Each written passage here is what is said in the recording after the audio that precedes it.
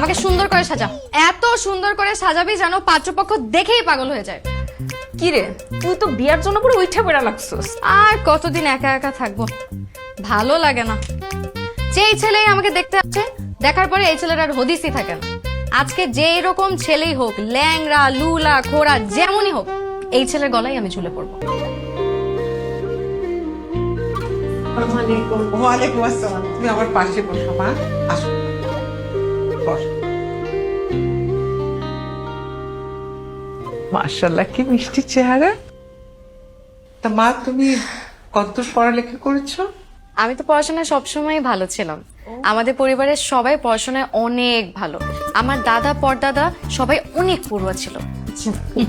আমার দাদা যখন মারা যায় তখন ওনার বুকের উপরে বই ছিল, তো পড়ুয়া ছিলেন উনি। আমার আব্বার ইচ্ছা ছিল আমি এরোনটিক্যাল ইঞ্জিনিয়ারিং পড়ি। ওনার বন্ধু আবার এয়ারলাইন্স এর মালিক, তো তাই। দুলা ভাই, এটা তো কোনো শুনিনি। আপনার কোন বন্ধু এয়ারলাইন্সের মালিক, মানে কোন এয়ারলাইন্স? ওই আর কি। কাতার কাতার এয়ারলাইন্স এর মালিক। সৌদি শাকের নাকি? ওনার ফ্যামিলি আপনার পরিচিত? হ্যাঁ, সবাই তো আমার আব্বুর বন্ধু। তো এইসব কথা থাক না, বন্ধুত্ব যে কারোর সাথে যে কোনো সময় হতে পারে, তাই না? মা, তুই কোন সাবজেক্টে পড়ছিস একটু বল। আমি বাংলায় পড়েছি।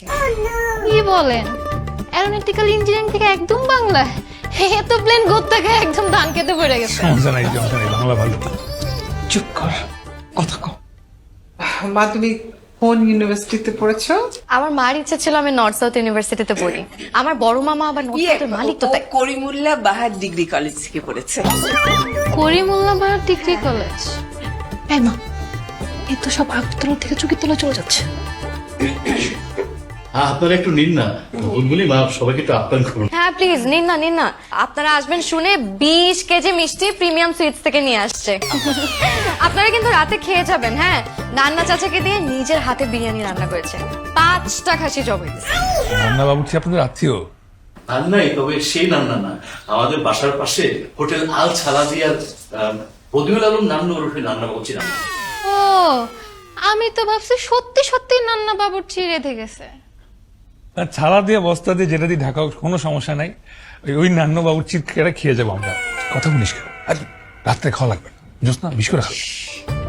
আমার মনে হয় কি, কোনো সিদ্ধান্ত নেওয়ার আগে ছেলে মেয়ে একটু আলাদাভাবে কথা বলুক। মানে সংসার তো ওরাই করবে, ওদের মতামতের একটা দাম আছে, তাই না?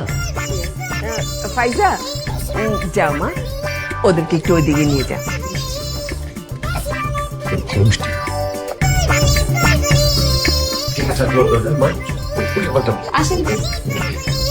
দেখেন, আমি বুঝতে পারছি আসলে এভাবে হুট করে অচেনা অজানা একজনের সঙ্গে আপনি কথা বলবেন, বিষয়টা একটু আপনার জন্য বিব্রতিকর। না না, বিব্রতকর কেন হবে?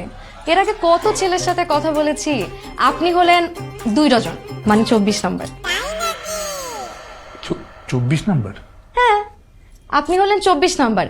এর আগে 23 জন ছেলের সাথে এই রুমে বসেই কথা বলছি। মেয়ে দেখতে আসে, সবাই একটু আলাদা করে কথা বলতে চায় আর কি। এইভাবে করতে করতে 23 জন ছেলের সাথে এই রুমে বসেই আমি কথা বলছি। আর অনেকে তো আপনার মতন লজ্জাও পায়। মাঝে মাঝে প্রাইভেসির দরকার হয়, তাই আমি প্রাইভেসির জন্য গেট লাগিয়ে দিই।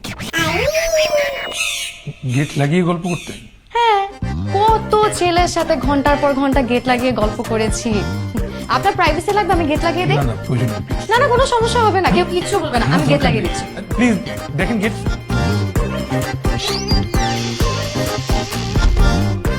গেট লাগিয়ে দিয়েছি, এখন আর কেউ ডিস্টার্ব করবে। বলেন কি বলবেন?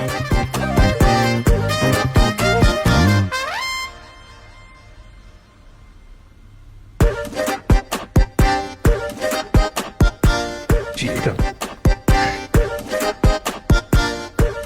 কত দিলেন? 200 টাকা? এর আগে কত 2000, 3000, 5000 টাকাও দিয়ে গেছে, কিন্তু গেট লাগানোর পরে আজকে পর্যন্ত কেউ 200 টাকা হাতে ধরিয়ে দেয়।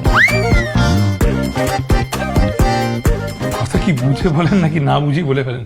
কেন, কি হয়েছে? গেট লাগানোর পর টাকা বেশি দেয়, কথার মিনিংটা কেমন না?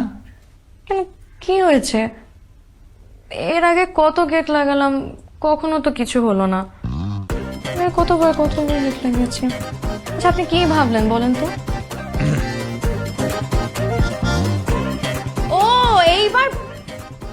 ছি ছি ছি দেখেন এইসব জিনিসের সাথে আমার একদম কোনো সম্পর্ক নেই, এগুলো আমি পছন্দ করি না। যদি পছন্দ করতাম তাহলে এতদিনে কত প্রেম করতাম। আমাকে যে কত ছেলে পছন্দ করতো, আমি তো আসলে দেখতে শুনতে মাশাআল্লাহ একদমই খারাপ না। তো কত ছেলে যে আমাকে প্রপোজ করতে চাইতো, আমার বাসার সামনে শত শত ছেলে লাইন দিয়ে দাঁড়িয়ে থাকতো, বুঝছেন? কিন্তু আমি না কাউকে কোনোদিন পাত্তাই দিতাম না, কারণ আমি তো জানি আমি কারোর সাথে কোনো অ্যাফেয়ার করবো না। যদি অ্যাফেয়ার করারই হতো তাহলে এতদিনে কত কিছু করতে পারতাম, কিন্তু আমি কখনো এমন কিছু করতে চাইনি, বুঝছেন? আমি একটা লক্ষ্মী মেয়ে তো, তাই। একটা বড় কাজ হয়ে গেল, হ্যাঁ আর মেয়ে দেখা টাকার দরকার নেই বাবা। ঠিক।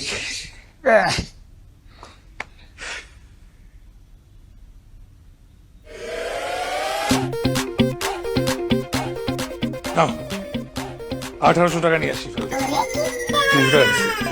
তোকে কি আমি 1800 টাকা ফেরত দিতে বলেছি? হ্যাঁ, তোকে আমি 2000 টাকা দিলাম মেয়ের হাতে দেওয়ার জন্য, আর তুই কিনা 200 টাকা দিলি? ছি ছি ছি ছি ছি ছি। তুই তো আমার নাক কাটলি। আরে কোনো কিছু কাটি নাই, তোমার নাক কান গলা কোনো কিচ্ছু কাটি নাই। এটাকে বলে খরচ বাঁচানো। আমরা যে হারে মেয়ে দেখতেছি, এইভাবে টাকা দিয়ে থাকলে তো ফুতুর হয়ে যাবো। ওরা কি ভাবলো? কি আসছে?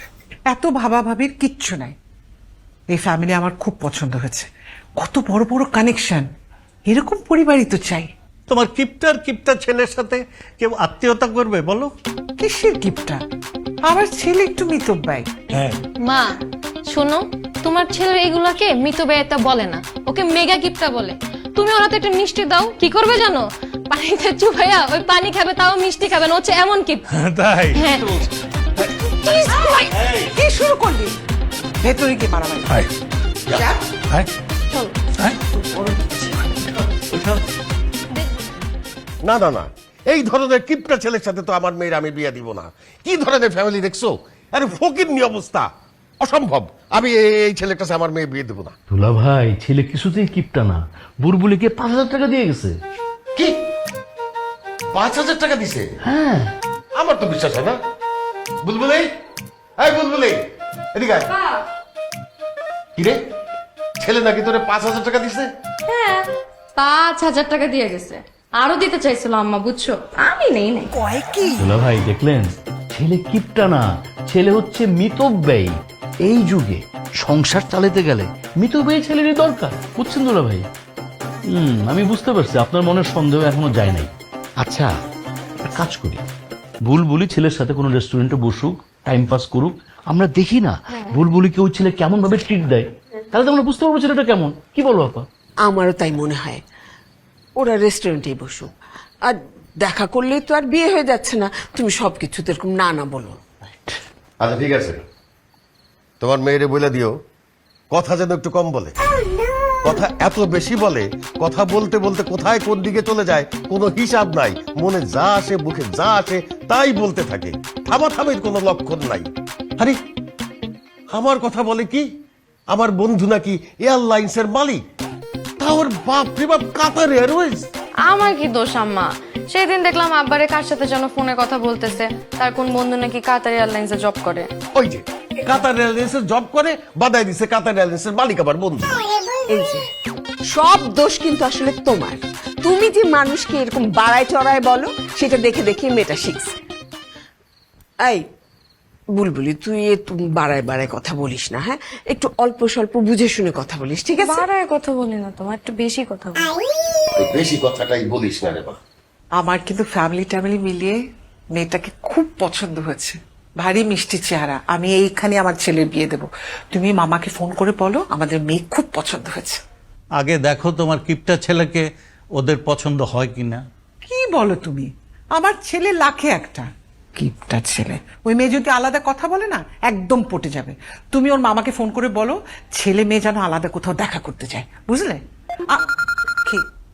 থামো থামো। কে ফোন করছে? আরে মেয়ের মামা ফোন করেছে। জি জি, ওয়ালাইকুম আসসালাম। হ্যাঁ, খুব ভালো হয়, খুব ভালো হয়, আমরাও তাই চাইতেছি। হ্যাঁ হ্যাঁ, জি জি, ওয়ালাইকুম আসসালাম। কি বললো? আরে মেয়ের মামা বলল ওরাও তাই চাইতেছে। যে আবির আর মেয়ে যেন একটু বাইরে সময় কাটায়। আলহামদুলিল্লাহ, এই তো মেঘনা চাইতে বৃষ্টি। উফ